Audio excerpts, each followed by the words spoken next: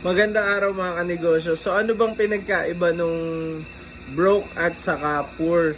So meron ako nabasa dati dun sa isang book ni Robert Kiyosaki na Rich Dad Poor Dad, yung pinagkaiba ng broke at saka poor.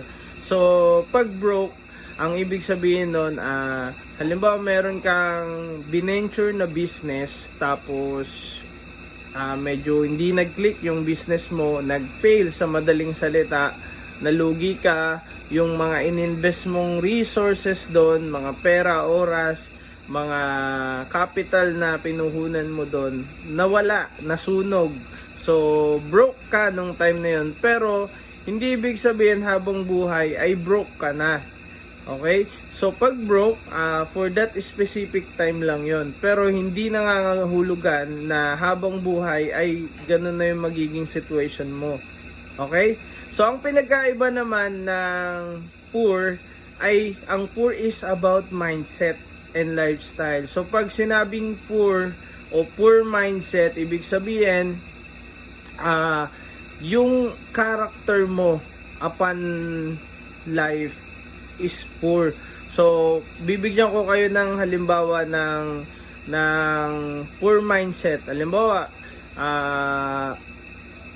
ikaw ay kumikita ng pera tapos ang gusto mo agad kada sahod mo ay gagastusin mo lahat ng pera mo sa mga bagay na magiging masaya ka, which is wala namang masama doon. Pero syempre lalo na kung sa panahon na malakas ka, yan yung panahon na pwede kang mag-ipon at matuto na balang araw yung mga naipon mo ay pwede mong i-invest ng mga asset.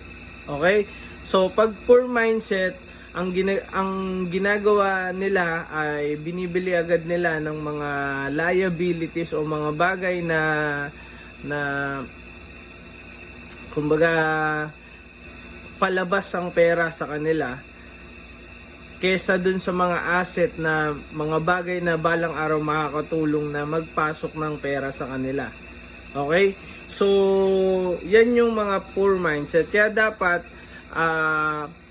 kaya pag broke ka, hindi ibig sabihin poor ka na.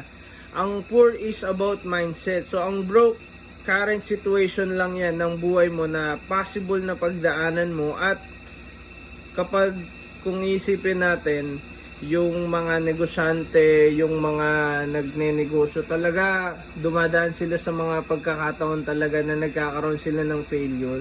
Parang natural na nagkakamali ka. So maybe kung kayo ay nagnenegosyo, alam ko makaka-relate kayo, isang beses, dalawang beses o mahigit pa na nagkaroon din kayo ng failure sa buhay. So yun yung time na broke ka, pero hindi all the time ay broke ka. So, compare sa poor, ang poor is all about mindset and character. So, pag ikaw ay merong poor mindset, may poor character ka,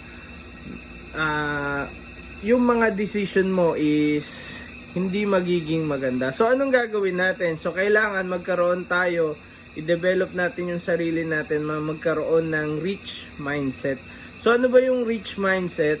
So basically, sinabi dun sa book ni Kiyosaki na pag rich mindset, ibig sabihin yung meron kang abundance o growth mindset na tinatawag.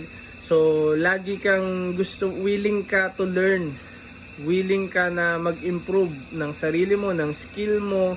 Kung ikaw ay negosyante, lagi ka talagang mag-aaral talaga dapat. Kasi kailangan mo yan para sa mga decision mo na gagawin.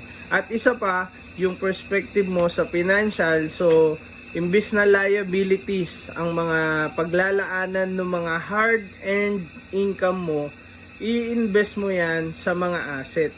At yung mga asset na yun, pag-aaralan mo kung paano ka mag-build ng asset. So, yun yung mga rich mindset na makakatulong sa buhay natin in the long run.